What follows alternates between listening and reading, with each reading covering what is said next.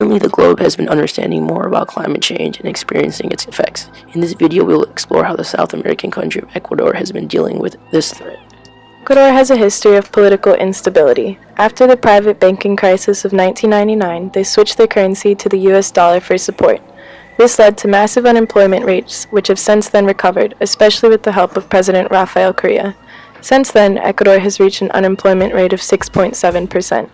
In 2015, Ecuador became the second highest level of investment in higher education in the world. Ecuador's indigenous population is still working to advance their social status within the country. Ecuador has 4 microclimate regions in the country: the coastal lowlands, the Andean mountains, the Amazon rainforest, and the Galapagos Islands. The coastal region is a tropical climate with typically hot and humid weather. The Andean mountain region is much cooler and has a snowfall at about 5,000 meters. The rainy season is between December and April in both the coastal and mountain areas. The Amazon region has a tropical climate as well.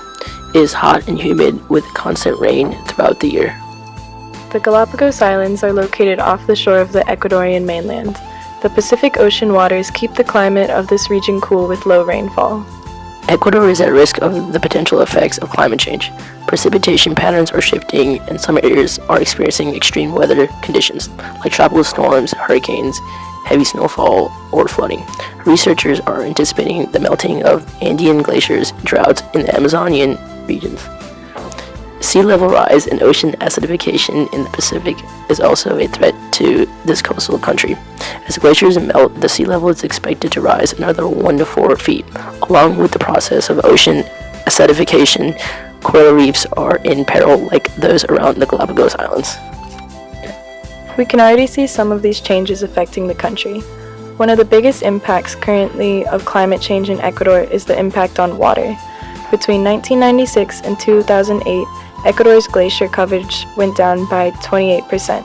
Cotopaxi, one of the most active volcanoes in the world and one of the main sources of water for the Ecuadorian capital of Quito, saw a 30% reduction of glacier coverage between 1976 and 1997.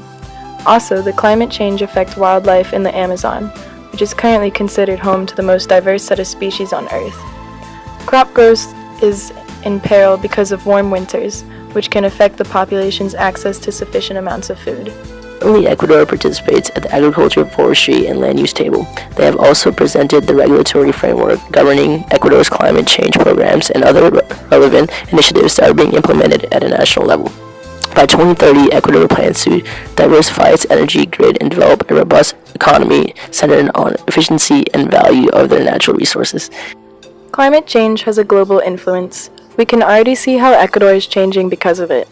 As we progress, precautions are being implemented to lessen the effects. Hopefully, the country's beautiful climate diversity will survive for future generations.